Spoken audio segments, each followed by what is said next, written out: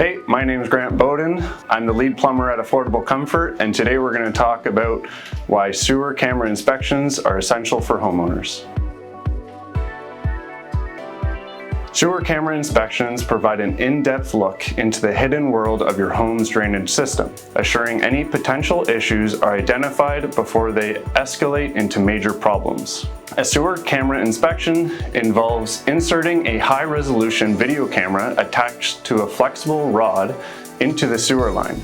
This camera navigates through the pipes, providing real-time visuals of the pipe's interior conditions to a technician above ground. Here's why sewer camera inspections are an indispensable tool. Early problem detection, accurate diagnosis, preventative maintenance, cost-effective.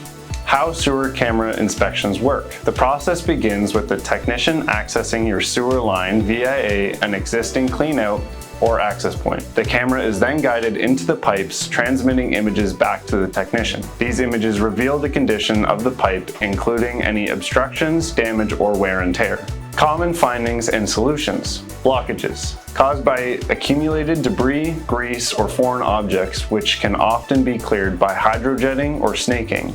Tree root intrusion.